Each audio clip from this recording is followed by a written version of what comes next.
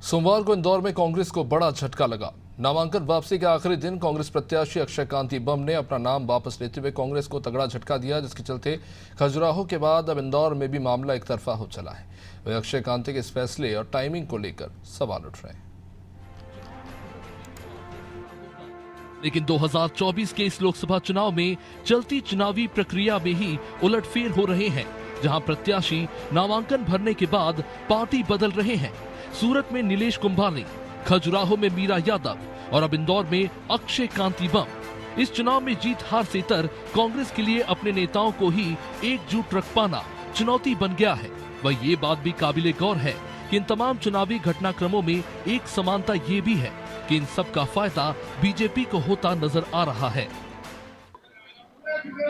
कांग्रेस के प्रदेश अध्यक्ष के घर में जो बहुत ज्ञान बांटने का काम कर रहे हैं, उनका कांग्रेस का प्रत्याशी ही अपना नामांकन वापस ले लेता है। ये कांग्रेस के इस प्रकार के हालात देश के अंदर, प्रदेश के अंदर बने हैं। और मैंने जो सुना है कि उन्होंने कहा कि मैं प्रधानमंत्री मोदी जी के नेतृत्व में आज विश्वास व्यक्त करता हूं, तो ये कांग्रेस के हालात है। मध्य प्रदेश के अंदर 29 सीटें और देश के अंदर अब की बार 400 पार का नारा पूरा होगा। मोदी जी के नेतृत्व में देश तैयार है। कैबिनेट मंत्री और बीजेपी के कद्दावर नेता कैलाश विजयवर्गीय का ये ट्वीट दिन की सबसे बड़ी राजनीतिक घटना है, जिसने कांग्रेस खेमे में भूचाल ला दिया। मतदान से 15 दिन पहले इंदौर लोकसभा सीट से कांग्रेस प्रत्याशी अक्षय कांति बम पर्चा वापस लेकर बीजेपी में शामिल हो गए। मध्य प्रदेश में खजुराहो के बाद इंदौर में हुए घटनाक्रम से कांग्रेस खेमे में भारी असंतोष है, जिसका अंदाजा इंदौर में कांग्रेस के कार्यवाहक अध्यक्ष देवेंद्र यादव के इस वायरल वीडियो से लगाया जा सकता है। मैं शुरू से बोल रहा था कि ये नाम वापस ले लेगा और मैंने टिकट ताकत से मांगा था कि इससे अच्छा चुनाव लड़ूंगा, मगर पैसे को देखते हुए हमारे कांग्रेस के नेताओं ने टिकट दिया। क्यों दिया उसको? क्या योगदान था उसका कांग्रेस के लिए?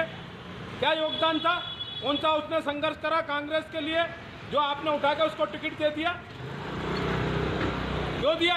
ये पार्टी हाईकमान को देखना चाहिए। आप हमारे जैसे कार्यकर्ताओं को मार रही है कांग्रेस। हमने जब टिकट मांगा दमदारी से मांगा, हम लड़ेंगे चुनाव, और आज भी हम यहाँ अकेले खड़े हैं दमदारी से। मगर वो निकल गया, हम बताते हैं फिर उसको। नहीं, उसमें क्या पार्टी की गलती है? पार्टी क्यों देती है ऐसे लोगों को पैसे देख के? बट पैसे दो, टिकट पैसे से दो। तुम पैसा देख के टिकट देते हो, काम का आधार नहीं बनाते हो।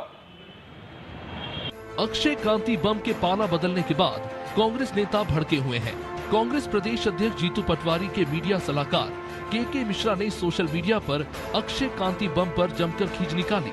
के मिश्रा ने अक्षय कांति को धंधेबाज बता दिया। वही कांग्रेस प्रदेश अध्यक्ष जीतू पटवारी के करीबी माने जाने वाले अक्षय कांति के पार्टी बदलने से बीजेपी ने जीतू पटवारी के नेतृत्व पर सवाल उठाना शुरू कर दिया है।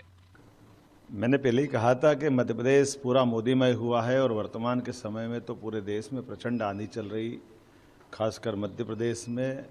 हमको मालूम होगा, जैसे जानकारी दूंगा आपको, कि 2 प्रत्याशी आपकी इस तरह से इसको समझना पड़ेगा कि कांग्रेस और समाजवादी पार्टी ने 29 सीट पे कॉम्प्रोमाइज़ किया है। 28 सीट कांग्रेस को दी, 1 सीट समाजवादी ने ली। खजुराहो सीट से पहले कांग्रेस के समाजवादी पार्टी के सदस्य ने अपना नॉमिनेशन वापस लिया, या एक तरह से जान करते उनने सरेंडर करते हुए फॉर्म में त्रुटि करी ताकि कलेक्टर के सिर पे आए, और उनने एक तरह से अपना विड्रॉ किया। दूसरा, घोषित रूप से तब इनने कहा था कि हमने प्रशासन में गलती कर दी, ये कर दिया, वो कर दिया, जबकि इस समय स्पष्ट किया था कि ये जो कोई उम्मीदवार फॉर्म भर के अगर हस्ताक्षर नहीं करता और एक जगह नहीं 2 जगह नहीं करता है, तो इसका मतलब ये वो चुनाव नहीं लड़ना चाहता। हमने उसमें इशारा भी दिया, तब भी कांग्रेस और सब लोगों ने कहा नहीं इन्हें गलत किया है। अब जब आज कांग्रेस के घोषित प्रत्याशी ने सबके साथ प्रदेश अध्यक्ष की नगरी में फॉर्म जमा किया और आज विड्रॉल के दिन वापस अगर ले लेता है, तो अब हम क्या कर सकते हैं? कांग्रेस ने घुटने टेके हैं। कांग्रेस के साथ हमारे मध्य प्रदेश के अंदर समाजवादी पार्टी ने घुटने टेके, वो लड़ना नहीं चाहते हैं, उनमें दम नहीं बचा। तो उसमें ये लोकतंत्र की ताकत है, मोदी जी की लोकप्रियता और भाजपा की जनता के पीछे नीचे तक की जड़ें की गहराई है कि फॉर्म वापस लेने के निर्णय पर जिस प्रकार से कांग्रेस के नेता बवाल कर रहे हैं, सही मायने में कांग्रेस को अपने गिरेबान में झांक कर देखना चाहिए। और मध्य प्रदेश के कांग्रेस के प्रदेश अध्यक्ष जीतू पटवारी जी उसी शहर से आते हैं जहां के कांग्रेस के प्रत्याशी ने नाम वापस लिया है।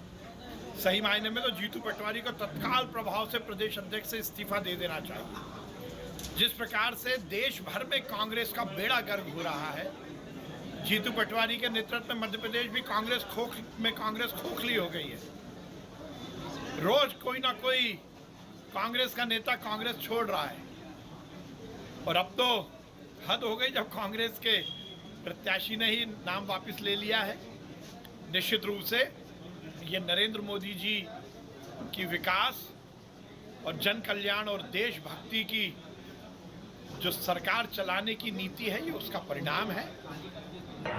इंदौर में एक कांग्रेस का प्रत्याशी था, उस पर 3 दिन पहले कोर्ट से 307 की धारा बढ़वाई गई। 307 कोई केस था उस पर पुराना, उसको डराया गया, धमकाया गया, रात भर उसको यातना दी गई अलग अलग प्रकार की, और आज सुबह कांग्रेस के प्रत्याशी को ले जाके फॉर्म निकलवा दिया। क्या कारण है कि इस प्रदेश में लगातार लोगों को बदल करवाया जा रहा है? लगातार भारतीय जनता पार्टी पूरा प्रशासन का दुरुपयोग कर रही है। क्या कारण है कि इस प्रदेश में लोकतांत्रिक मूल्यों का दिन रात बलात्कार हो रहा है, हत्या हो रही है? चौथे चरण में मतदान के लिए 25 अप्रैल से नामांकन भरे गए और 29 अप्रैल को नामांकन वापस लेने की आखिरी तारीख थी, जिस दिन अक्षय कांती ने नामांकन वापस लेकर कांग्रेस को तगड़ा झटका दिया। गौरतलब है कि अभी हाल ही में एक जमीन विवाद के 17 साल पुराने मामले में अक्षय कांती बम और उनके पिता के खिलाफ हत्या के प्रयास की धारा बढ़ा दी गई है। मामले में 10 मई को कोर्ट में पेशी है। अक्षय कांती के ऐन मौके पर पर्चा वापस लेने को लेकर कांग्रेस इसे बीजेपी की दबाव और धोखे की राजनीति बता रही है। इंदौर संसदीय क्षेत्र से कांग्रेस के उम्मीदवार अक्षय कांती बम ने आज नामांकन वापस लेकर के प्रदेश की राजनीति में भूचाल ला दिया है। हमारे साथ कांग्रेस प्रवक्ता अभिनव रोलिया जी हैं, उनसे जानते हैं। अक्षय कांती बम ने नामांकन वापस ले लिया है, अब कांग्रेस कैसे देखती है इस लड़ाई को? इंदौर से तो बीजेपी को वॉकओवर।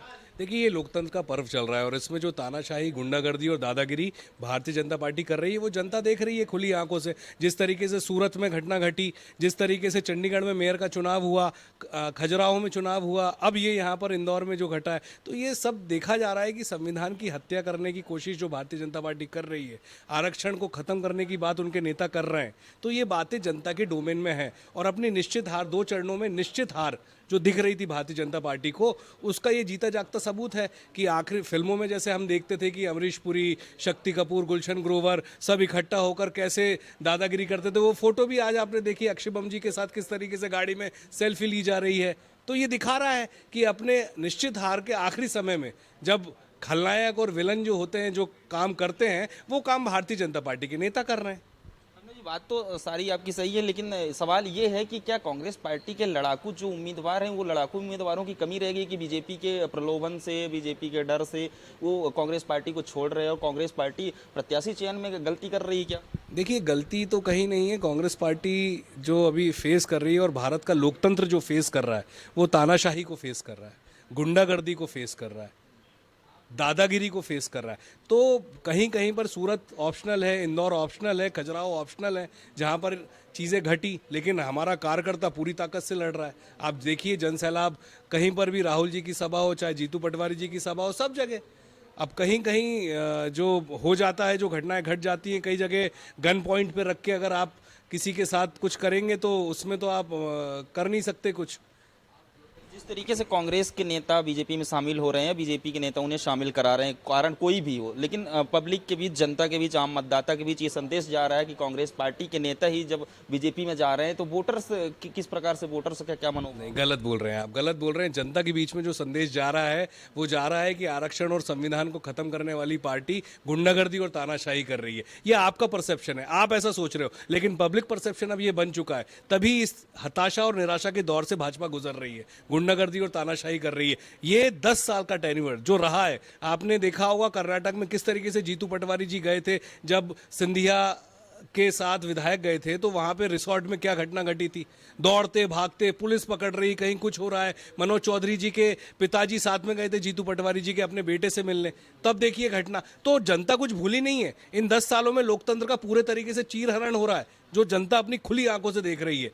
तो जनता माकूल जवाब देगी और 4 जून को जब रिजल्ट आएगा तो ये तानाशाही गुंडागर्दी करने वाले लोगों को समझ में आ जाएगा कि हमने गलत किया है। इंदौर में अब कांग्रेस पार्टी क्या करेगी? देखिए वहाँ का हमारा जो सीनियर लीडर्स हैं और सभी लोग चर्चा कर रहे हैं और रिजल्ट बहुत जल्दी सामने आएगा कि वहाँ क्या होना है।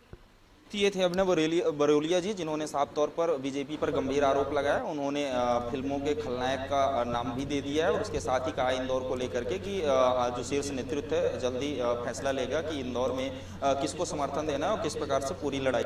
चुनाव